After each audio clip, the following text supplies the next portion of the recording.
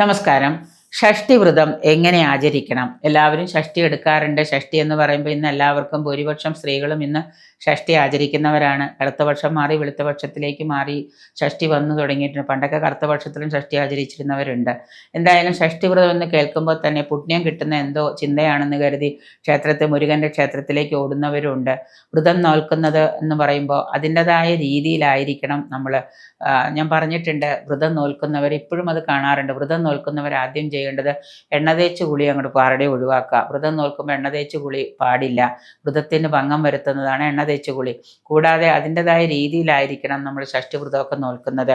കേട്ടുകേൾവി അനുസരിച്ച്, സാധാരണ ക്രമം അനുസരിച്ച് ഷഷ്ഠി വ്രതം എന്ന് പറയുന്നത് 6 അല്ലെങ്കിൽ 12 അല്ലെങ്കിൽ 18 അല്ലെങ്കിൽ 108 എന്നാണ്. ഒന്നുകിൽ സാധിക്കാത്തവർ ഒരു 6 ഷഷ്ഠി വ്രതം എടുക്കാം. വെളുത്ത പക്ഷത്തിൽ 6 ഷഷ്ഠി വ്രതം എടുക്കുക, അല്ലെങ്കിൽ ഒരു 12 എണ്ണം എടുക്കുക, അല്ലെങ്കിൽ ഒരു 18 എണ്ണം എടുക്കുക. അതിൽ പറ്റുന്നില്ല, മക്കൾക്ക് അത്രയേറെ ഇതുണ്ടെങ്കിൽ ഒരു 108 എണ്ണെങ്കിലും ഷഷ്ഠി വ്രതം എടുക്കാൻ നോക്കുക. ഈ ക്രമത്തിലാണ് നമ്മൾ ഷഷ്ഠി അനുഷ്ഠിക്കേണ്ടത്.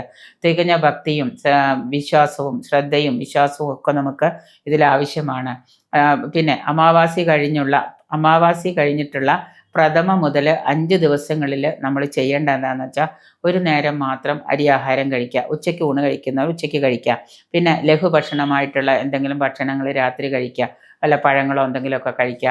പറ്റുമെങ്കിൽ നിങ്ങൾ മുരുകൻ്റെ ക്ഷേത്രം ഈ 5 ദിവസവും ദർശനം നടത്തുക. ഒന്ന് പോയി തൊഴുതു വരിക. വാക്കുശുദ്ധി നിർബന്ധമാണ്, മനഃശുദ്ധി നിർബന്ധമാണ്. ഭക്ഷണശുദ്ധി ഉണ്ടാക്കുക. ഭക്ഷണത്തിലൊക്കെ ശുദ്ധമായിരിക്കണം. ഉച്ചയ്ക്ക് കഴിക്കുന്ന ഭക്ഷണം വളരെ ഇൻസ്റ്റൻ്റ് ആയിട്ട് ഉണ്ടാക്കി വൃത്തിയും ബഹുമാനത്തോടു കൂടിയായിരിക്കണം കഴിക്കേണ്ടത്. ഭക്ഷണത്തിന് പോലും ഒരു ബഹുമാനമുണ്ട്. കാരണം തലേ ദിവസത്തെ ഭക്ഷണം ഫ്രിഡ്ജിൽ ഉണ്ടാക്കി വെച്ചിട്ട് എളുപ്പത്തിന് വേണ്ടി ഉച്ചയ്ക്ക് അതെടുത്ത് കഴിക്കാതെ വളരെ ശുദ്ധമായി ചൂടോടുകൂടി ഉണ്ടാക്കുന്ന ഇൻസ്റ്റൻ്റായ സ്വാത്വിക ഭക്ഷണമായിരിക്കണം നമ്മൾ. ഈ സ്വാത്വികം എന്ന് പറയുന്ന ചൂടോടെ ഉണ്ടാക്കുന്ന ഭക്ഷണമാണ് സ്വാത്വികം എന്ന് പറയുന്നത്. മത്സ്യമാംസങ്ങൾ മാത്രമല്ല. മത്സ്യമാംസം ഒഴിവാക്കിയാൽ അതെല്ലാം സ്വാത്വികമായിരിക്കണം എന്നില്ല. ഫ്രിഡ്ജിലെ എല്ലാം ചിക്കനും മീനും എല്ലാം വെച്ചിട്ട് അതിൻ്റെ താഴെ കൊണ്ടുവന്ന് നമ്മൾ ഉണ്ടാക്കി വെച്ച കറിയും ചോറും ഉണ്ടാക്കി വെച്ചിട്ട് പിറ്റേ ദിവസം അതെടുത്ത് കഴിക്കുമ്പോൾ അതിൽ നിന്നുള്ള വേർപ്പ് ഇതിലേക്ക് വീഴും. അപ്പം പിന്നെ അതിനെ നമ്മൾ സ്വാത്വികം എന്ന് പറയാൻ, ചൂടോടെ ഉച്ചയ്ക്ക് നല്ല ഭംഗിയായിട്ട് വൃത്തിയായിട്ട് കുളിച്ച് വന്ന് ഭക്ഷണം ഉണ്ടാക്കി കഴിക്കുക. ജോലിക്ക് പോകുന്നവരാണെങ്കിൽ രാവിലെ കുളി കഴിഞ്ഞ് ഇൻസ്റ്റൻ്റായിട്ട് ഭക്ഷണം ഉണ്ടാക്കി കൊണ്ടുപോകുക. അപ്പം 5 ദിവസം നമ്മൾ അങ്ങനെ വ്രതാനുഷ്ഠാനം എടുക്കുക.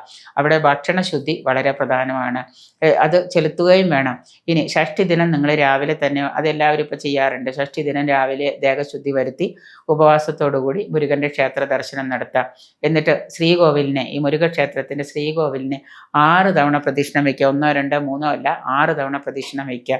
എന്നിട്ട് അഭിഷേകമൊക്കെ ചെയ്യുക. എന്തൊക്കെയാണോ അഭിഷേകം ചെയ്യേണ്ടത് അഭിഷേകവും അവിടെ നടക്കുന്ന പൂജകളും മുരുകനെ ചെയ്യുന്ന പൂജകളും എല്ലാം അവിടെ ഇരുന്ന് കാണുക.